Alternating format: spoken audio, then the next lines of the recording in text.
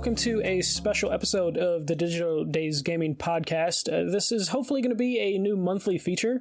I'm calling this Safe to Spoil. This is going to be a monthly spoiler cast for old games, so no one can complain that we spoiled something, because most of these games are going to at least be, at a minimum, maybe 10 years or older. For this first episode, we are covering Enslaved, Odyssey to the West from Ninja Theory, and this game came out in 2010. Before we get into that, I am joined, not by Dave, but by Chris Penwell. Chris, how are you doing? Hey, I'm playing Destiny Dave. I play a lot of Destiny. He's going to just turn this off immediately because you're talking shit. Nah. I'm glad to be here for the first episode of Safe to Spoil this. This sounds like it's going to be fun. Yeah, I made first I made a list of games, and then I made a list of people that I would want on. I think I DM'd you with like a list of games, like pick a game, and I don't know if I told you exactly what I was doing when I said pick a game. I've been wanting to have you on for a while. I think we tried a little bit last year. We were like picking, not E3 events to cover and have you on, but then all those events just didn't turn out to be too like interesting to actually cover. Game Expo. Nah. That's lame. Yeah, we're just like, well, maybe Sega's going to do something, and they just didn't do it. No. So I'm glad to finally have you on here. We have enough gaming interests in common, so I think we'll have an interesting discussion. But we also differ on some of our opinions. We do have Kingdom Hearts in common, but I listen to your podcast, so I know, all about Are you a Red Dead opinions. Fan? I'm a mixed Red Dead fan. Don't talk shit about Red Dead 1, but hey, you want to talk shit about Red Dead 2? Go for it. Oh, yeah, I'm so ready. Yeah. But I don't think you'll yawn about this game that we're talking about. No, it's decent. This is decent. I think this is an interesting discussion. A lot of the games that I want to talk about in this feature set of episodes are games that kind of have been a little forgotten about time. They might have reviewed well, but I don't feel like personally I hear people talk about too much, especially from the PS3 360 era. You have a lot of heavy hitters from that time period that just leave shadows upon games like Enslaved, Odyssey to the West. Did you? Yes, this was left by the wayside. It was other AAA releases. Yeah, and this fits in the thing which I talk about a lot on the regular show of like, I hate calling them AA games, but that in between an indie and a full AAA expensive game, that middle ground is like a lost art. This one's a weird one though, because it feels like expensive at parts, and then it feels like pretty rough in others. So it's kind of an in-between kind of thing going on. You can see where they could have tweaked it to got it to full-blown big budget, but they pull back enough in the gameplay. But the basic pitch for Enslaved Odyssey to the West is it is a loose adaptation of Journey to the West. And it was also inspired by the series Life After People, which I don't know if you remember too much about that show back in the day on the Discovery Channel. So Life After People was just like, hey, what if we just use CGI to show what the world looks like if people just vanished one day? Okay. And that's all it was. It's just like, hey, here's New York with no people. And just different locations on how nature would take over if humanity just disappeared one day. So apparently that was a heavy influence on this, and you can totally see that post-apocalyptic feel. But unlike most post-apocalyptic games, I would say like this game looks kind of pretty. Like it is bright, it's colorful in most places, and it's kind of a precursor to Horizon Zero Dawn in a way. Oh, for sure. You can totally see, you could see what maybe they had in their heads for what they wanted the game to look like if they had more money or more technology when you look at Horizon. Yeah. Super influenced by that, even if it's unintentional. Like, it's hard to not think of Horizon when you look at this. Well, I think what helps is this is technically post-apocalyptic, like Horizon is, which now that you said that, I'm going to just constantly bring up Horizon. Sorry. It's set 150 years in the future after humanity wiped itself out, with mechs and a global war. The world is still covered with those machines. It appears that society just kind of had to hide, like go back to like tribe system and go to closed communities because the world has just been overtaken by nature and also wastelands and robots that are still active but have no one to kill. The main characters of this game are Monkey, played by Andy Serkis. So, you know, they get a big name for this, especially Andy Serkis at this point is not too far removed from like the Lord of the Rings trilogy. And it was Gollum. Mm-hmm. Yeah, and it's maybe a couple years before Planet of the Apes? No, or would this be around Planet of the Apes? I think it was before. Before, but not too far. This came out in 2010, so Planet of the Apes was probably, what, like 2013, maybe? That sounds about right. And the other character is Trip, played by Lindsay Shaw. Trip has put a slave headband on Monkey to control him so he can escort her to her home, which she's... I don't know, did she run away from home because she just got tired of it and then regretted it and wanted to go back? I'm kind of struggling to figure out exactly what happened, and I don't remember if they spell it out.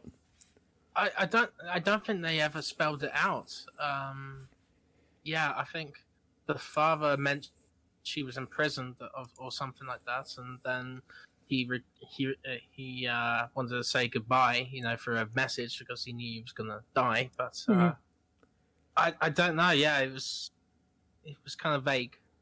Yeah, because she's far from home technically when she's being taken away, or she was on a verge of running away. I don't exactly know because they don't spell it out.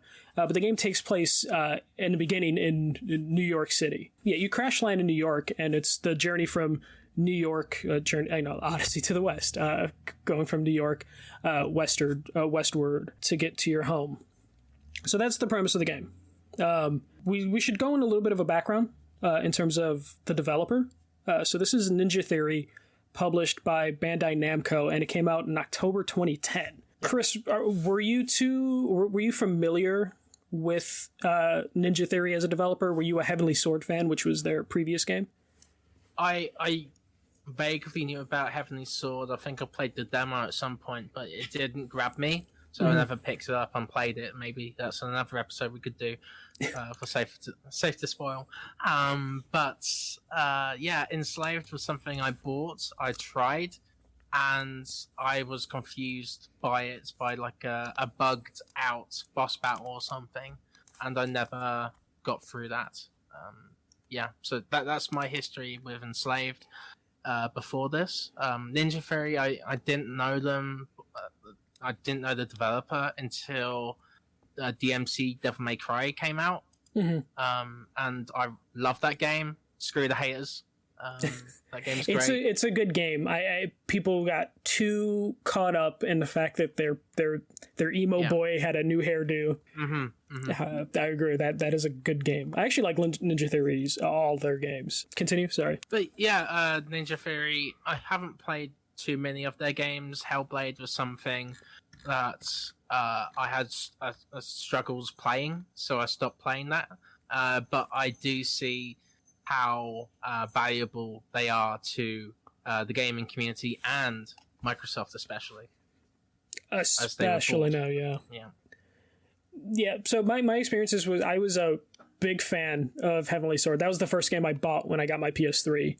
I don't remember if Heavenly Sword was an actual launch game, because I didn't buy the PS3 at launch, but I remember the two games I picked up was NBA 2K whatever and Heavenly Sword. Heavenly Sword is a worse game than I give it credit for. I think it's just because it was like the first actual game I picked up on my PS3, so I have like a fondness for it. And Heavenly Sword kind of plays into this game is because Ninja Theory were working on a sequel for Heavenly Sword, but Sony shot that down, which I'm still heartbroken to this day.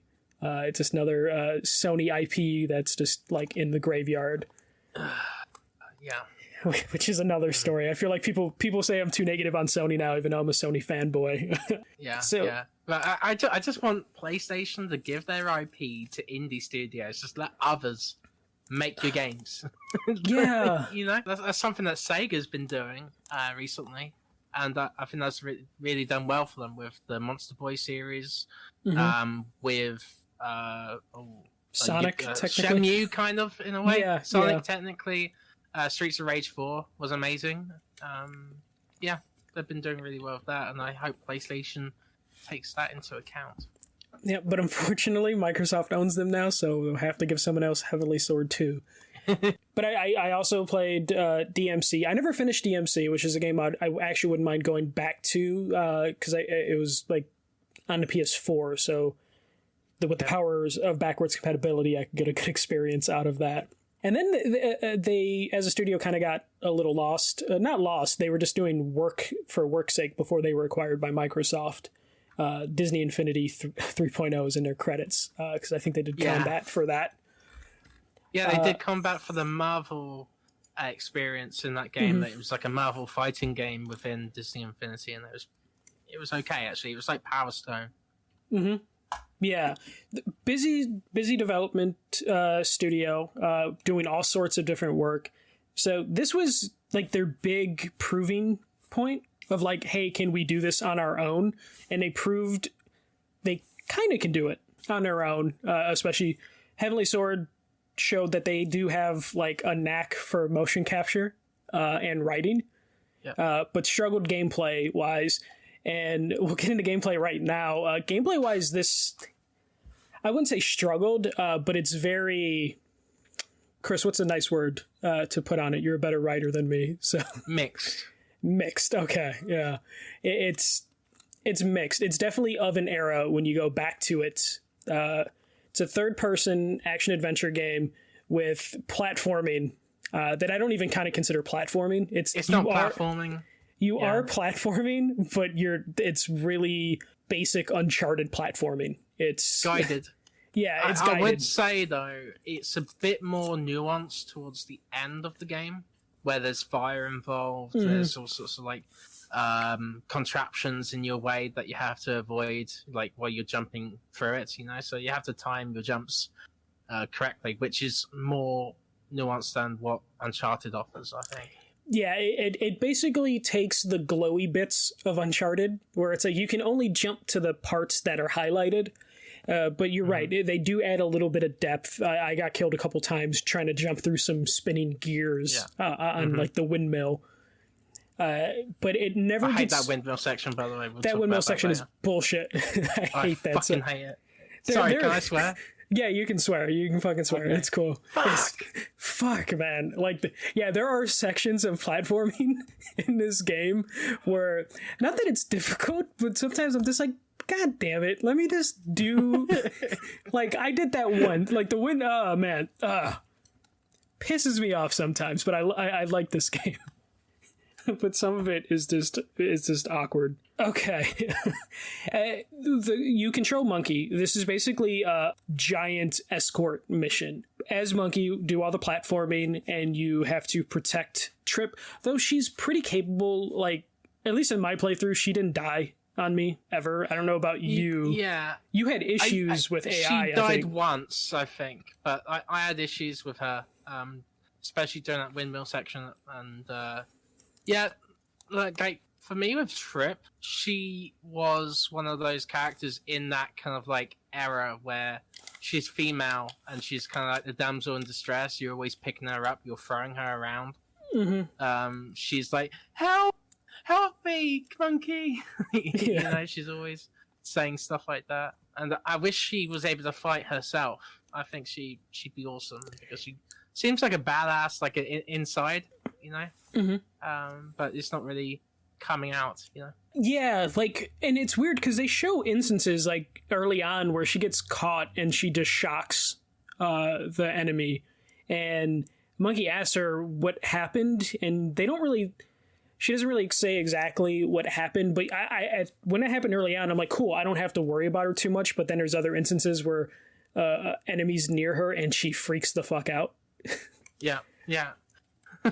Even though she has abilities. She's more of the clever clogs, you know. She's the person that's you know, the tech savvy person that is able to figure out technology and use contraptions in some cases, most cases actually. So some of those tech stuff, some of that tech stuff we're talking about, is kind of a detriment of the game, though.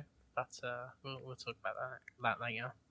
Yeah, it becomes more and more of a thing, and leads to some puzzle stuff that's not the most fun if things don't go your way. Because this game does have a fair amount of glitches. I didn't have anything game-breaking happen to me, but there's some instances where you're just like kind of mashing a button of like, do the thing that I need you to do now.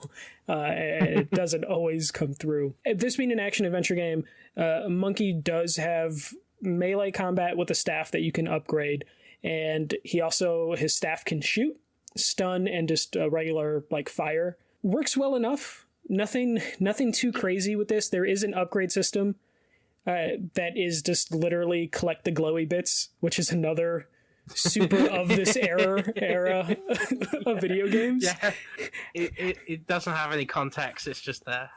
Mm-hmm. Yeah, you can only upgrade when Trip is with you because she's the one doing the upgrades. But it's just like, yeah, there's this glowy bits. They don't explain it. You collect glowy bits, I think, for the first 2 chapters before you can finally upgrade, or at least through the first chapter, you're collecting glowy bits with no use for them. And then in like chapter 2, it's like, oh, I can upgrade you with the glowy bits, and it's like, cool. But that is definitely of the time. So I take it as platforming uses the Uncharted glowy bits, and this takes the Crackdown glowy bits for the upgrade system, but not the entire time I'm playing this game, I'm like, oh, I see what element they used. You can see this is a studio that wants to tell a story first, and gameplay, I feel, comes second. Yeah, and they found the most basic elements of gameplay they could find to tell their story. If that makes sense. But what did you think about the gameplay overall? Were you okay with it? I know you said mixed earlier. Did you find fun in the gameplay? I did find fun in the gameplay, just because the cinematic nature of the combat system.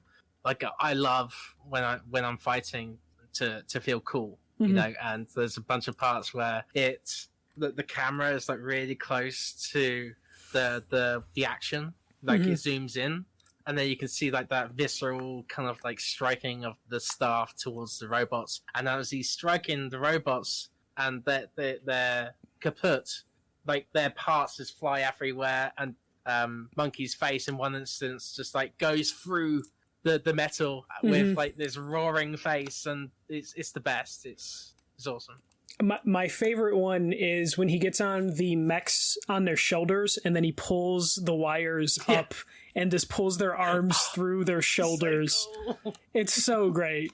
Those are definitely like some of the best moments in the game, or basically like the kill shot or whatever you want to call them. Yeah, the kill shots are the best. The fatalities are I would great. say the combat system is very basic though. Like there's a block system that I never used. Nope. I just use that shield. Yeah, you don't need it.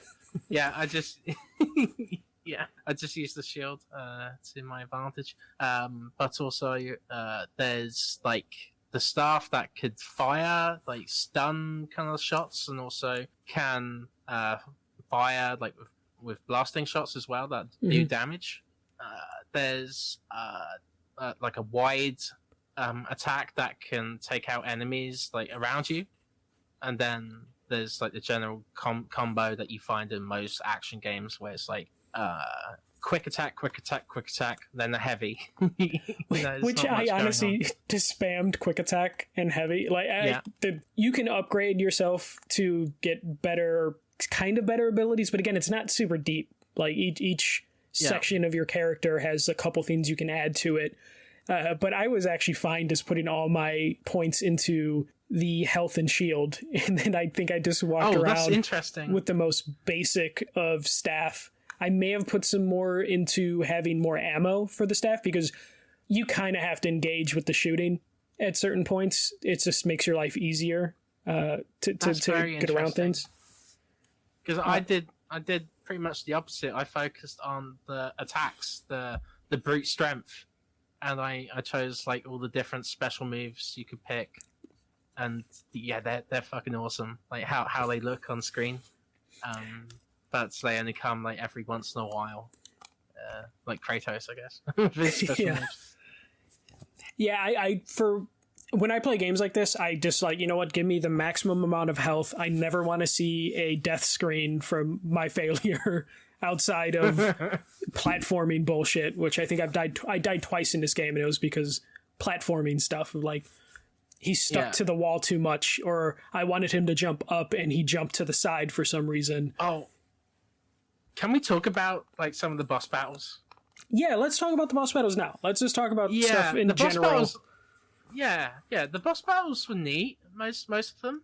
But I would like to complain about the Rhino. Fuck the Rhino. Fuck the Rhino, because that charging attack kind of like it focuses on Monkey himself, and like like when he charges, it doesn't hit like the wall that you want it to hit. Like it hits you instead, right? Mm-hmm. And you try to avoid him at the best you can, but it just wasn't working for me. I just kept getting hit.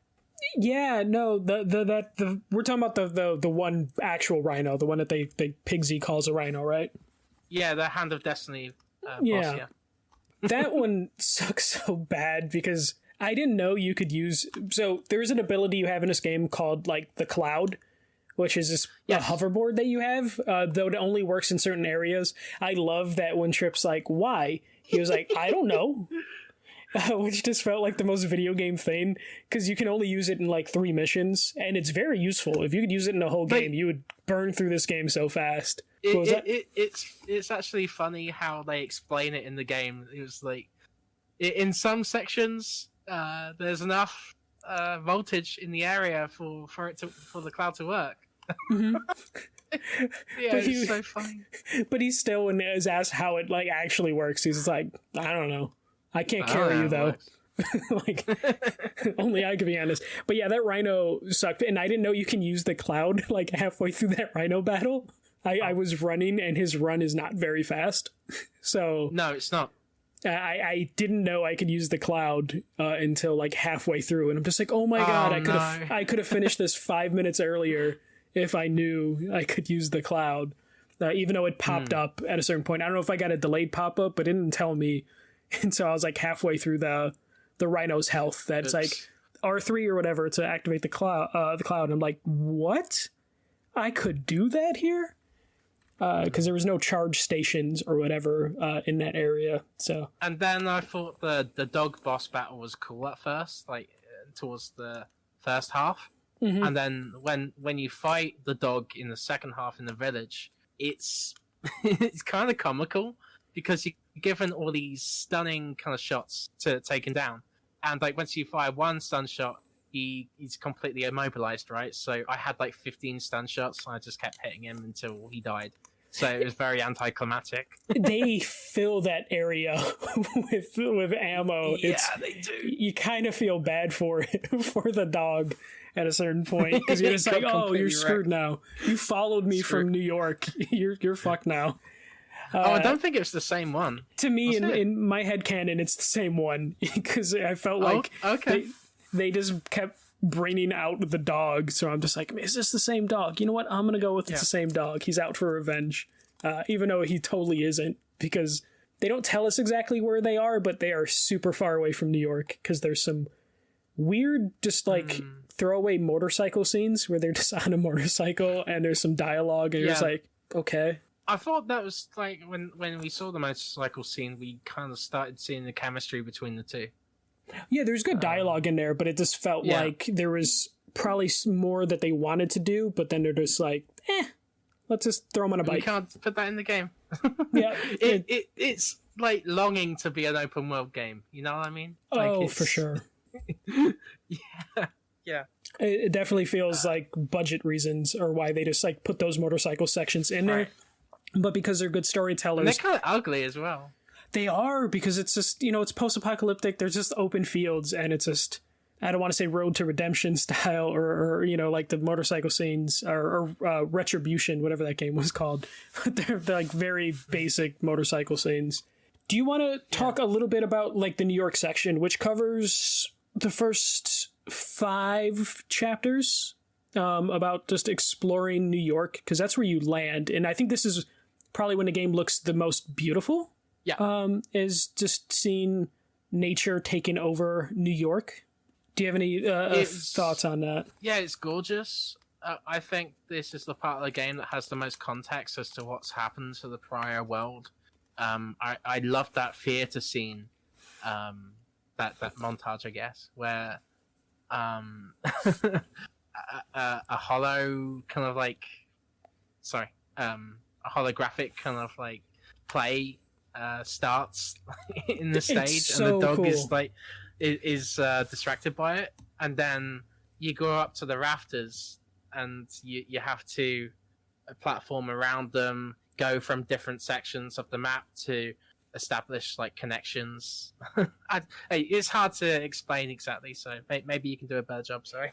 Yeah, as you're jumping around like the rafters, you're trying to pull the stage lights into a certain level so you can then go to like the main stage lights to kill the dog robot. As you're doing that, though, the spotlight from the play is targeted towards you. So as you're moving, the spotlight is following you, which is a nice little touch. And again, this is when I think Monkey asks, like, why is the light following me? And she has no idea. But it's the game kind of acknowledging, like, yeah, we don't know why the light still works and why it's following him, but it looks cool. But when you're like on the stage and you see like the holograms of the play going on, you also find throughout the game, you find these little tiny icons that give you flashbacks to the world before, which early on you don't know what's going on, and then it makes total sense at the end, which is great, but you can miss a ton of them throughout the game. I think I missed a lot. Yeah, there's usually one, like there was a couple where I saw them, but I was just too busy. Just like, I'm already near the end of this level. I'm not going all the way back to get one. It has my favorite one in this particular level, which is chapter 4, the one we're talking about now, where you just see the flashback is just like Andy Serkis just in the middle of an empty theater smiling, which I don't know why I cracked up when I saw it. But for the most part, every time you find these like secret, or not necessarily secret, but these like little tiny clips, it's Andy Serkis, or the, whatever character he's playing in these flashbacks, like little glimpses of his life or the past life, which is like a nice breadcrumb trail leading you to like the ultimate payoff for this game. But I think chapter 4 is like the best chapter in this game, in terms of you get to see New York, you get a cool boss battle with the dog, and like a set piece with the theater. Mm-hmm. I completely agree. Yeah, New York is absolutely stunning in this game. It's as if like Horizon Zero Dawn had a New York kind of open world section, That's how beautiful it looks. Yeah, like, and it's like the textures aren't great, but the overall art design makes Enslaved like age much more gracefully than other games of its ilk, I guess. Yeah, textures totally aren't there. They're muddy, but yeah, the art style makes this game appealing in 2021, and New York more so than the rest of the game is very nice to look at, because it has its moments outside of New York, but it definitely does. But it'd be kind of, there's sections that just feel all the same as opposed to New York's. My favorite part of New York is when you're in buildings and there's just a hole in the wall, and then you look out of that hole and you just see the city. You see buildings just covered and all the detail that went into the surrounding city that you're looking at. The Empire State Building and all that as well. Yeah, the Empire State Building. A ton of like buildings that you see have just been overtaken by nature, and it's just in the background. But it's really well done. Later in the game, areas become just a little bit too samey. It's just, here's a metal mess of stuff. So many of those. Yeah. Especially like the last 3 chapters. But luckily the story's there to pick up the slack that the environments leave behind. Sadly, though, you don't spend the whole game in New York. You eventually find the whole reason you're going through New York is you're trying to get to where your ship crashed because Monkey has a bike, and you need that bike to get to Trip's hometown. And that's where we get the motorcycle scenes. Pretty, at least to me, pretty obvious what was going to happen once you got to Trip's home. Yeah, I knew it was coming. But it's still heartbreaking because the acting is so well done. Because when you're trying to get to Trip's home, they have a whole bridge system to prevent people from going on there. And the entire time, Trip is like, oh, why is there no one in the watchtower? Oh, whatever, let's just keep going. Oh, why isn't someone here? And it doesn't hit her what's coming up, but you can see early on that Monkey already knows. Like, he knows something is gonna happen, or we're gonna find some bad news, which I think is just really, it's really well written, but you can't understate the acting and the motion capture, because they do such a good job of capturing like the emotion in the actor's face. I would love to see Ninja Theory go back to this concept in this game, because I think motion capture now is way better than it used to be. And I would like to see more emotion in those faces. Like, they kind of felt flat at points, which kind of took me out of the game. Mm-hmm. But the acting just makes up for it. It's outstanding. Yeah. Like, especially, it's incredible. Especially where you see where their motion capture and their face technology is with Hellblade. Yeah. To have them use that knowledge and technology that they use on Hellblade for this would just make this so amazing to have revisited or remade. I think it'd be a smart move on Microsoft's part. I know we're going all over the place with this. It's fine, yeah, that's fine. But I think it'd be smart on Microsoft's part as a counterpunch to Horizon. I think it'd be a great IP to utilize. And it probably wouldn't cost too much if Bandai Namco has like rights to it. It probably wouldn't be. Just buy it. Yeah, it probably wouldn't be that bad, and Bandai's not using it, so I'm sure they would just take the money of just like, oh, you want to give us money for something we forgot we have? Sure. Yeah. But we still get money from the old version of the game that sells or something. As Chris mentioned earlier, her dad's dead. Like, their whole village is dead. I think you mentioned that very early on. But yeah. Yeah, maybe I shouldn't have done that so quickly. But it's kind of brutal. We see charred corpses all over the place. Yeah. Like, it's all empty. Yeah, it's pretty horrid. Yeah, you see like a playground, and there's just like charred bodies next to like the slide and the swing set. You're just like, oh, I didn't shit. That. Yeah, it's brutal. Yeah. So does her dad leaves a recording for her, basically. The dad pretty much says like the evil organization Pyramid did this, or it's just she knows that because those mechs are usually used by Pyramid, the evil company in this game. Which one was it, Chris, if you recall? Pyramid, I think. Yeah, but does the dad outright say it was Pyramid, or is his message just like, hey, I love you sort of thing? I think it was just, hey, I love you. Okay. And then she just figured that out because the mechs were Pyramid mechs. This sets off the revenge aspect of the game, but before we get to get there, she kind of needs to build a crew. I don't know if you can call a crew of 3 people, but we get introduced to Pigsy, who is an amazing character. I love Pigsy. Like, I feel like it's a completely different game after Pigsy's introduced, or in terms of the feel. I didn't like him. I liked him because him and Monkey have really good, like, one-upsmanship. The jabs he takes, I really like it. I don't know if I like the aspect that Pigsy has a thing for Trip. It's kind of gross. It's kind of gross because he at one point says, oh, you grew up. And it's just like, I don't know. And then he says, hey, a monkey, a teenage girl, and an old man or something goes to try to save the day. Yeah, he acknowledges it. Weird. Yeah, I hated getting to Pigsy because we get a really bad boat ride to get there. This is where the game, I feel like, the Pigsy area and the dam and the battlefield area are kind of all just metal messes. To where there's definitely cool design there, Like we talked about the hand in the rhino section. That is a cool visual. And then the rainbow section as well, where we see a bunch of metallic structures that were left behind, just crawling all over the landscape. I thought it looked really cool. It definitely has those moments, but then when you're actually playing, it kind of just turns into this like dull kind of like corridors.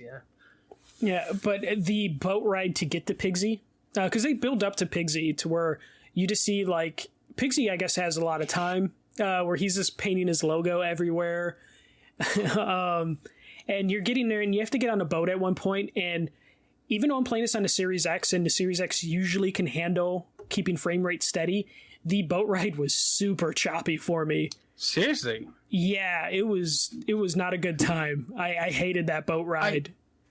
I want to ask you something, like, does it upgrade the frames per second at all? Because for me, on PC, I was at 60 frames at 1080p. No, so I don't think the game has unlocked frame rate or anything like that. It just lets you go at the cap, so I'm assuming the cap was probably 30 for this game. Yeah, I tried it on PlayStation Now, and I thought it was horrendous looking.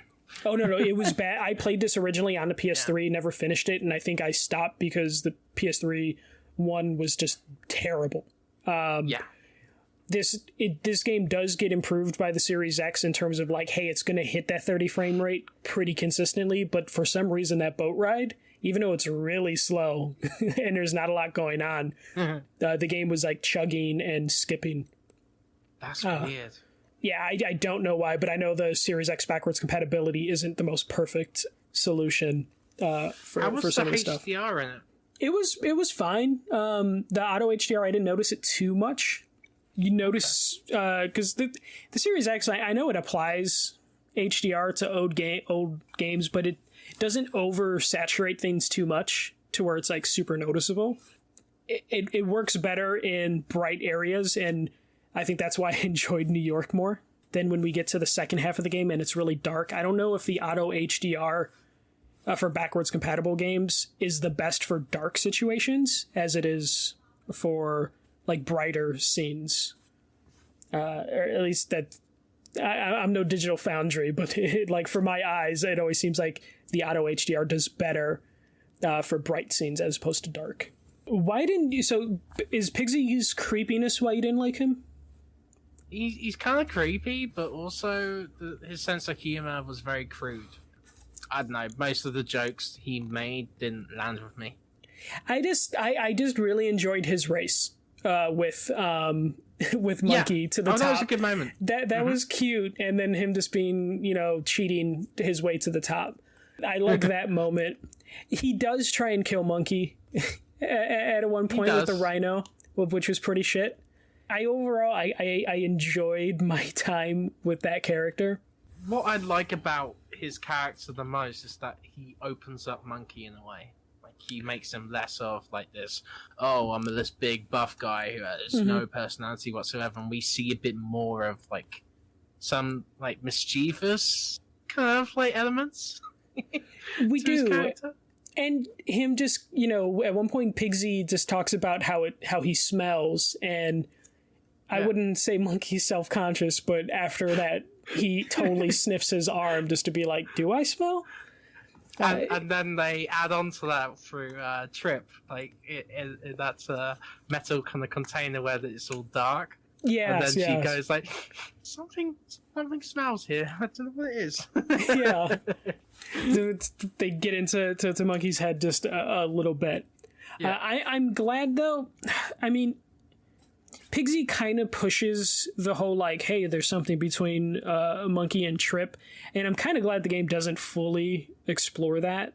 Yeah, it got a little cheesy at points, like that whole metal frame of I Love Heart above their heads. Yeah, like, but I take that as the environment doing it, as opposed to like an actual interaction between them being like, yeah, they fucking sort of thing. But yeah, I laughed with that part. I thought it was funny just because like it was such a big issue for Pigsy. He's like, God damn it. Yeah. It's very Lee D Tunes like, I guess, which was kind of like a nice change of pace. Because most of these post-apocalyptic games, they feel like dead and serious. Oh, but it's nice to see a bit of comedy to it. Which is why I think I like the Pigsy addition to it. Yeah, because they now needed that we've something talked about it.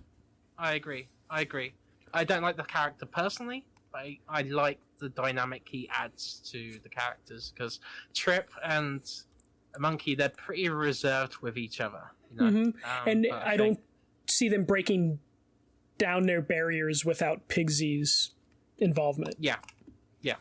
They get Pigsy because they want to basically fight back with Pyramid, and you basically the Pigsy introduction is just like, he knows where to get parts. And you just do a bunch of stuff for him.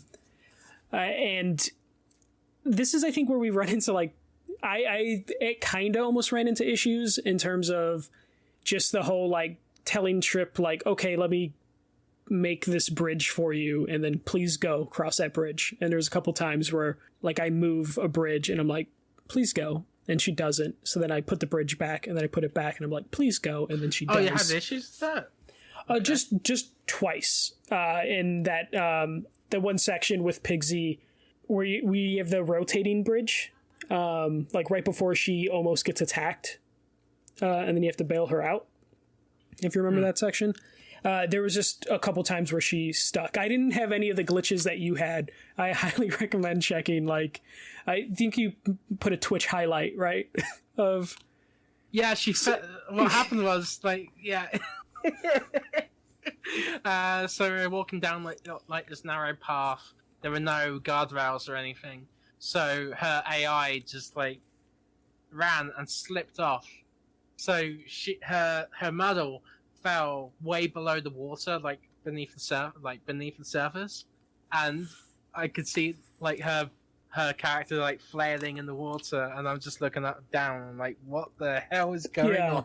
I didn't have anything like that. I just occasionally had issues where she just wouldn't like cross a bridge, and then I'd just be like, all right, let me try this again, cross the bridge, and then she would. Nothing game breaking. Like, I'm assuming you had to just reload that section. That chapter. I did, yeah. I didn't have to go back that far, but my main issue with the game was the wind turbine section. I found it so frustrating, because just to explain what happens, you're trying to get all three parts of the turbine to open up, right? But to do that, Trip has to control the operation of the wind turbine. So I had to tell her when to stop and when to start the engine again. But the thing is, she wasn't reacting to my stuff at all, like my commands, So her AI kept dysfunctioning, and it really feels messy, because I realized I looked it up and I realized, hey, you have to press like L1 5 times or something for her to finally do something. Oh wow, yeah. So I didn't have. I'm like, man. I didn't have issues with that commanding her. I just had issues that you basically have to do it 3 times, because you have to get each like section of the windmill to go down. And I was just like, please don't make me do this 3 times. And I hated that section. The puzzle was awful. I think, because it really seemed unclear. With the platforms, like there's one kind of like line that you could grab onto while you go around the turbine, and there was one that was like too high, but I couldn't get the turbine moving again, so there was like another section of the turbine that was lower, right? So I could grab onto that, but the thing is, like, it didn't turn. So I thought I had to restart it again because it glitched. I did that 3 times, and it starts at the exact like beginning of the turbine sequence. It was awful. It was absolutely awful. I would get so annoyed, because I would stop the turbine, and then it'd be like, oh, he can't reach that? No. Yeah. I've seen this man jump 20 feet with a grown adult on his back. But you're telling me he can't do this 5-foot jump? Like, he could do this. And then when you do the first one, it's like, oh, do the ones on the side. So you do the one on the side, and my dumbass was like, okay, let me walk around to the other side because it looks exactly the same. And then it's like, oh no, this part of the like building is broken, so you have to go do that and then, you know, jump on a turbine and then jump onto that other platform. And it was super annoying. That is probably the worst puzzle of the game. That's the worst part of the game. Yeah. And it felt unnecessary as well. It kind of, I don't know, wasn't needed. No, not at all. Like I like they could have found a different way to power surge the thing, probably, right? It's a pretty big set piece as well. It was, and it was kind of a downer. Been expensive. Yeah. And then, you know, after you complete it, it's like, oh, here's like 10 mechs. Kill them now. And it was like, okay. Okay. That's another issue I have. Like the mechs, there wasn't enough variety within them. Within like a 8-hour kind of playthrough. Like there wasn't enough variation. It was kind of just like 2 kinds and then like shields on those 2 kinds. And that was kind of it. And then the mini bosses were kind of the same thing. Where they were the same ones except for like the rhinos. Like Rhino Dog, and then the one that looks like it would be a Mega Man character. The one with the boxing gloves. Someone on my stream said he'd be a great ARMS character. Yes, exactly. This is when we find out someone who worked on this actually works on ARMS now. And it'll make perfect sense. The story at this point, they basically get all their MacGuffins, and then they go and get the Leviathan, which is a giant mech, and they're going to go wreck Pyramid. I don't think we need to even really talk too much about these like last... It's like the last 4 sections is like the journey to get those to get Leviathan and then use a Leviathan. Because there's some good character moments that happen in these sections, but the gameplay wise, I feel like there's nothing special happening there. It's the ending that I think we need to focus on. I do. Once again, I would like to bring out that I like the escalation of the platforming. It felt more challenging, and I appreciated that. I also like the shooting elements. Like there were more shooting parts to the game than there were previously, like shooting weak parts or shooting the bombs that Pigsy was firing. You know, there was some more variety put into the general gameplay that I appreciated. Yeah, from a gameplay element, there are some aspects that they at least dived a little bit deeper into it. But for some reason, for me, if we go through like all the chapters, there's 14 chapters in a game. If I say a chapter name, or if I read a chapter name, I know exactly what happens in that chapter. And I feel like the last couple chapters, I don't necessarily get that. For that, Same. For whatever reason.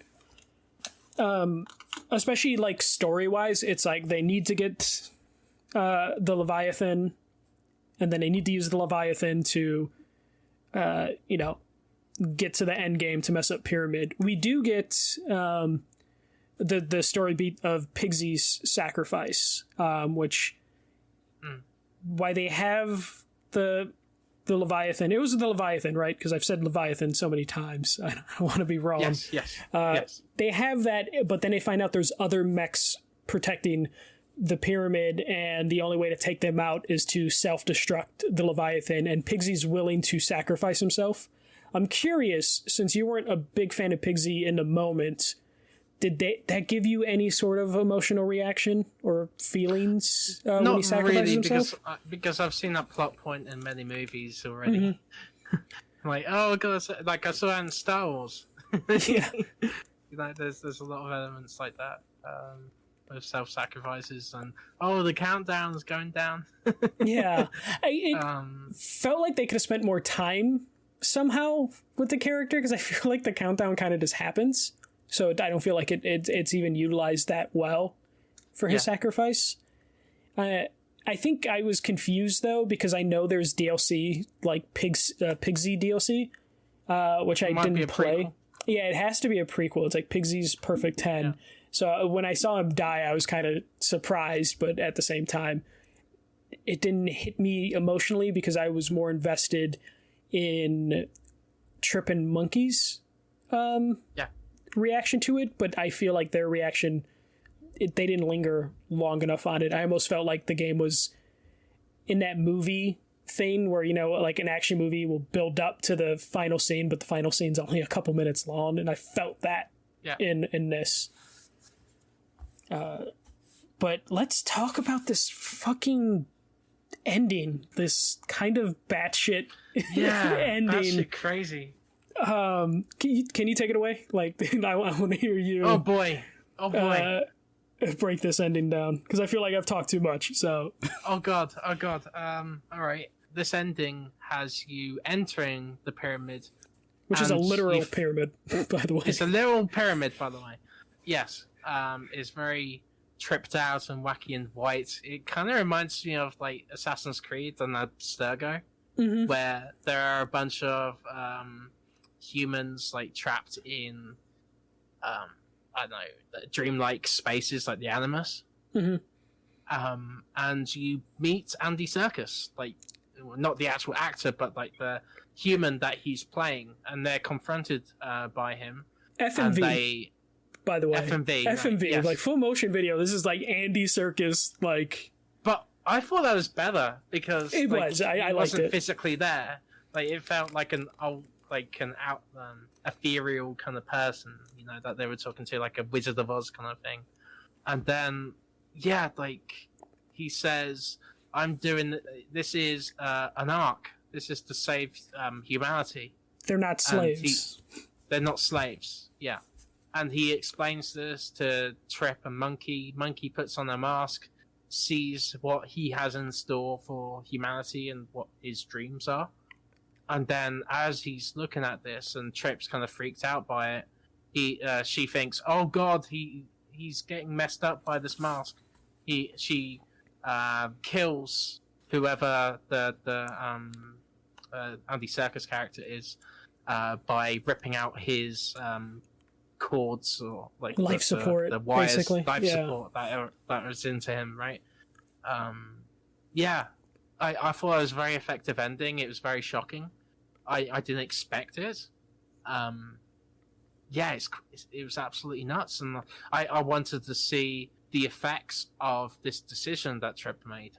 I want to see what occurs in the world now because of this. I loved, like, the last line we hear is Trip being like, "I made the right choice," right? Or something along those lines. And that's so effective and is such a cliffhanger to where if this was a movie, I would have wanted that boring black screen with white text telling me what happens next, because my mind immediately was just like, holy shit, like what is going to be. There was like thousands of people that were hooked up to like this Inception dream machine thing who in this horrible wasteland were being given like a virtual good life, like a normal pre-apocalypse life, to where now, because of Trip and Monkey's actions, or more so Trip's actions, they now have to confront reality. And what is their reaction going to be? Like, we don't know how long they've been in there. Do they know about the apocalyptic life? Probably don't. Right? So their lives were taken away from them. Like, their virtual life is more a reality than actual reality. And that is just such a cool concept to play with. That's a bit ahead of its time, to be honest. It is. And like, this... Yeah. Reading on the Wikipedia that they were trying to make this a movie before a game, I can see this being like an amazing movie. And then the idea that like they were going to do a sequel to this, that they just weren't able to do because the game didn't sell well enough. This is heartbreaking to me after seeing like this ending. Now. Yeah. I wish we played it then rather than now. Yeah. I feel like all of the game's flaws, gameplay wise, they don't matter at all to me, because the story was good, and then that ending just was something that I will think about for a while. yeah, exactly. And once again, the acting was phenomenal in this scene. Yeah, but Trips. I also was so good. Sorry. And Trip was so good. in this she's scene. amazing. Yeah. Like, I would recommend after listening to this to check out the behind the scenes video, because you could see them performing in motion capture, and they're doing a really good job at doing so. But yeah, like, this is one of those tragic cases in gaming where it has such a great concept, but it fails at the execution. Like, think of PlayStation All Stars Battle Royale, like, amazing concept, shitty, shitty way of bringing out a game. Yeah. It's just, man, it sucks. It sucks because there was so much potential. Yeah, and when I'm basing this off some Wikipedia and stuff and some stuff that I remember, it sounds like Bandai Namco were only expecting this game to sell like 1 million copies. So it sounds like that was the threshold for getting a sequel, was just 1 million. Oh, God. Oh. And it sold 730,000 units as of September 2011. So they were this close. I know 300,000 sounds like a lot, but in the grand scheme of video games, especially the 360 PS3 era, that was totally doable for a game like this. And that's just it again. It's heartbreaking when you like go through this game, and this is us finishing the game in 2021, and we enjoyed it this much. Like, if we played it back then, this would probably have been like at least for me, this probably would have been like an all-time sort of game, or like a game I would remember more often than I did because I didn't finish it back then. I think that's what's cool about this podcast concept, is to go back on games we might have missed and experience them in a new light, and share these new games with people, these old games with people. Sorry, I've done like 4 podcasts this week, so my brain's kind of fried. I'm sorry. Oh yeah. But I looked it up actually, and apparently Ninja Theory talked about possible Enslaved 2, right? Mm-hmm. And they said Horizon Zero Dawn may have taken over that mantle. Oh, that makes me more sad. I know. Creative director Tamim Antoniadis. I've got this from PlayStation Lifestyle, by the way. He said that an Enslaved 2 might be too similar to Horizon Zero Dawn, and it might not make sense to make a game in that vein now, regardless of the publisher's decision. Yeah, this is what he said. Horizon is a brilliant game, and I think maybe that's also taken over that mantle or aesthetic, he said. Maybe it would have to be something different. Yeah. Oh, so even if they want to, they would feel like they just couldn't. I feel like they could, though. Like, with Microsoft, I could see it happening where they could make this brand new IP for well, it's not brand new, but like a relatively new feeling IP for Xbox that is open world in nature, that has an engaging story to it. And I'd love Ninja Theory to move on to that because I don't find Hellblade or Project Mara that compelling. I personally love Hellblade, but I wouldn't mind seeing Enslaved at that scale of Hellblade, of like a smaller with an actual game. Budget. Yeah, but like I think it'd be smart on Bandai's part to actually remaster the old game and fix a few of the issues. I think that's just money just waiting there, and then just put it on Xbox Game Pass. Yeah, and just get guaranteed, money from it. Especially the game holds up visually, I feel. It does. So I don't even feel like that much work would need to be done. Of course, I'm not a developer. Yeah, it just needs a once over, like maybe uncap the frame rate on consoles. Get it at 60, up the resolution, and then slap some like a $40 price tag on it. And you could probably get people to go back into this. Get it up to 1 million. Yeah, get it up to the million, get us that sequel, even if it's at the Hellblade scale, like just a 6-hour like focused thing. I just want to know what happens next. This would be one of those ones if I ever like run into one of the devs at like E3, I'll just be like, please do. Just give me like 2 words. What happens? Like I won't tell anyone. Just give me just like two sentences. Like, did she make the right choice? This game did review well. Metacritic has it at an 82. I don't like always using Metacritic, but when we're talking about old games, this is the best way to figure that out. Did you want to? You pulled some reviews that talked about it. Did you want to read just one or two of those, or a couple of those? Mm-hmm. I pulled a few quotes from Metacritic here. Some of these websites don't exist anymore. So PlayStation Universe. They say, despite some mediocre gameplay elements, this game is hard to put down, and you will want to play it all the way through to see how it ends. Yep, completely agree. Yep. One Up, rest in peace. If you love a good science fiction tale wrapped around a gorgeous post-apocalyptic world with some decent gameplay thrown into the mix, you should give Enslaved a try. Then I guess I'll read the IGN one. As a trip through an interesting, beautiful world covering ground that hasn't been effectively tread in games, with a strong narrative and engaging, believable characters, it provides something unique this fall. If you can look past its flaws, Enslaved might surprise you as much as it did me. Yeah, I feel like it's funny though in IGN review being like, oh, this hasn't been tread too much in games, and now 11 years later we're just like, oh my god, there's so many of these. But I feel like this one stands out when you look back at it, and it's not just because I finished playing it a couple hours before we recorded. This game has always been in the back of my mind of I want to go back to that. I just need an excuse to go back to it, and I'm glad I did. But same. Agree with the reviews. The gameplay is okay, but I'm fine with that. I am all about the story and characters. Here's the thing in the current gaming landscape. I think we need to play more 7 than 8 out of 10 games. Yes. I think PlayStation is very wrong nowadays to have a game be successful based on its Metacritic score. The idea that bonuses can be tied to Metacritic just drives me insane. It's bullshit. Yeah, because reviewers might have a bad experience at the time. It's very subjective.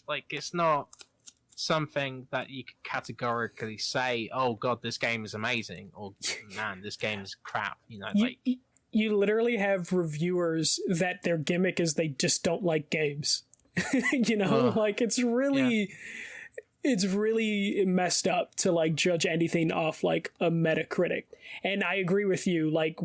As someone who writes reviews, I feel like the most, not truthful reviews, but the reviews I put the most effort in are those 6s and those 7s.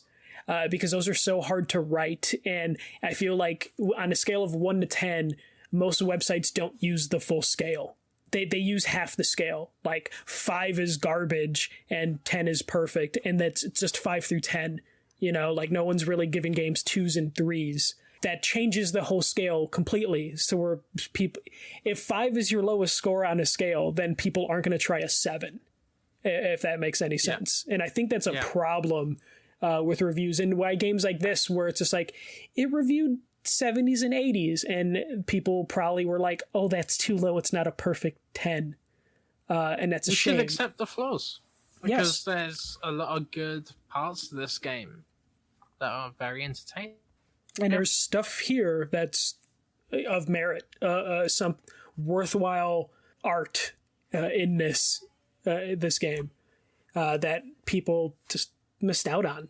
I would have to look at video games that came out in 2010, but I don't even remember if 2010 was that big of a year for games. I looked at the same week. It was. Never mind. Sorry. What was the same on the week? Same week of this releasing, Pro Evolution Soccer 2011 came out. Castlevania Lords of Shadow, Deadliest Warrior the Game, Def Jam Rapstar, NBA 2K11, NBA Jam, Shantae Risky's Revenge, Final Fantasy, The Four Heroes of Light, Wii Party, World of Tanks is around there as well. Yeah. A Kingdom Hearts game, Dead Space, Ignition came out a week after, Lost Planet 2, it was stacked. Yeah, Mass Effect 2, Red Dead Redemption, Call of Duty Black Ops came out, Mario Galaxy 2. Yeah. So it was in a tough year. Fallout New Vegas, Halo Reach, God of War 3. Yeah, it was a rough go for this game. But this was also a time where I feel like games, for the most part, came out just during the holiday. Like, it wasn't until, like, the PS4 generation that, like, people realized we can release a game in February.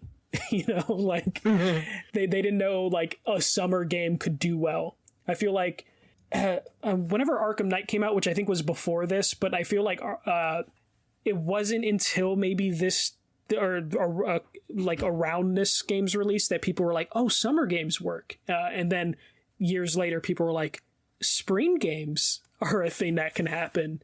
So Sony did that a lot.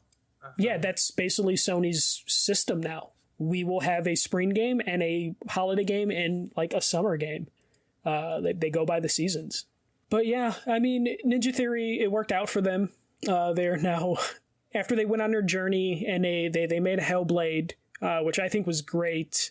And now they're Microsoft owned and have financial security and like a safety net to do what they want, which is going to be Hellblade 2 and Project Mara, which I have no idea exactly what that is just yet, but based on their track record, I will be interested to see what it is. And now they're not restricted by budget like they did with this game. Yeah. Like they had with this game, yeah. And as of right now, as long as Phil Spencer's in charge, he will give them time to work on their vision. Yeah. As long as Phil Spencer's there, we know. That's something I'm scared about. Like, with all these studios, like, if they're under a new executive, like, I don't know, bloody Jim Ryan, then they'd be in trouble. You know? Yeah. Like, it's kind of scary. Phil Spencer's so good at his job. I'm waiting for a bigger, I know there's not that many companies bigger than Microsoft, but there are bigger roles at other companies that I could totally see them outside of video games looking at Phil Spencer like, I like that guy's moxie. Let's bring him over to our company. Kind of how like... Please, Zynga, don't stay off him. Yeah. Stay off him, Zynga. Oh, God, yeah. Well, kind of how like Peter Moore kind of had his run where he was like... He did stuff outside of games, you know? And because enough opportunities were calling for him. And I could see Phil Spencer not necessarily going to Peter Moore route and run a football team. But, you know, I can see another company being like, we really like that guy. Let's throw as much money as possible. And if that ever happens, I would be very scared of who would follow him. I think he's going to be there for a very long time. Though. He seems like genuinely passionate about Xbox. And I could see him being there for decades, like Reggie. I definitely hope we see that. Just for Ninja Theory's sake. But that's going to do it for this, unless you had anything else to say about Ninja Theory or this game. Yeah, I just realized, oh God, I wasn't recording, but I think you got that. yeah, I'm recording. Don't scare me. Oh God. Hopefully this works. If not, we just chilled for an hour. Yeah, had a good talk. Yeah. But yeah, I don't think I have anything else to add. Actually, there is stuff I wanted to mention with Enslaved. I think its portrayal of the female character is a bit odd, a bit insensitive. Like, her costume is I didn't notice that like, her ass was hanging out until like 3/4 of the game. Same. There's one shot where the camera swung around, and I'm just like, are her jeans cut where I think they're cut? Like, they are. It's like, what is? Yeah. Thank God they don't focus on it at all. I almost feel like that was a compromise Ninja Theory had to do. But yeah, I tried to check out the DLC. Mm-hmm. And there's one with her bikini with bikini on or something. It's like sexy robot time or something. I blame Namco. That seems like a Namco move. Maybe, yeah. Oof. Yeah. I wish she had more of an active role, but you literally are throwing her around from point A to point B. So yeah, there's problematic things, but the acting's so good. The acting's so good. Yeah, exactly. The spirit's there. Yeah. Chris, do you want to plug your Twitter and your many projects before we head out? Yeah. I'm on Twitter at Penwell Writes. You can listen to my video game podcast, Active Quest. We talk about the latest news. We go over the games we've been playing recently. Like we just reviewed Monster Hunter Rise. Hopefully, we'll be able to cover Resident Evil 8 or Village soon. That'd be excellent. Now you're not going to be able to cover it because you said the name wrong. Ah, shit. Yeah, oh, no. That's the test. That's the test. Or she's going to step on me. That's definitely something that could happen. I don't get it. I don't honestly either. don't get it. But I'm out of sorts now. Jeez. But you can find my written work at the Gamer, Tech Wrapped Retroware. I reviewed a bunch of games on there recently called Before Your Eyes and Ashwalkers. I would definitely recommend the former. It's an excellent game that has your eye blinks as a controller, which is awesome. It like captures your camera and then it recognizes when you blink to pass time inside the game. So yeah, it's awesome. Also, I have a new article for a place called GameDaily.biz where I covered the VTubing industry, which is virtual idols playing games for a living, and it's very interesting. It's a wild world. It's a wild world. Especially, yeah, exactly. And anime is rising in Western culture. It's crazy. Like I said this in the article, but My Hero Academia has done better than Batman, Superman, Spider-Man, all the major heroes, DC and Marvel. Last year, it was nuts. So yeah, in terms of graphic novels. Yeah. And speaking of My Hero, you also have a show for that? Yeah, I have so many things to plug, my god. You can check out Go Beyond the My Hero Academia podcast each and every Wednesday. My co-host, Vaughn Hyde and I, we go through each and every episode of the show in excruciating detail. And we compare the manga and the anime. We go into super geeky conversations. So if you like My Hero Academia, go give it a listen. I think you'll enjoy it. All right. I appreciate you hopping on for this special episode. There will be more of these. I just have to figure out the game. So hopefully we'll have you on again. I have to convince Sarah to podcast with me and then have you and me and her talk Kingdom Hearts one day. Oh my god, a different thing. Yes. Because she actually knows the Kingdom Hearts lore. I'm just like, I like it when Goofy died. Like my Kingdom Hearts stuff is very basic compared to like her love of the lore. So one day we'll do a Kingdom Hearts cast. But until then, thanks for listening to this show, everyone. And also please recommend me games to revisit.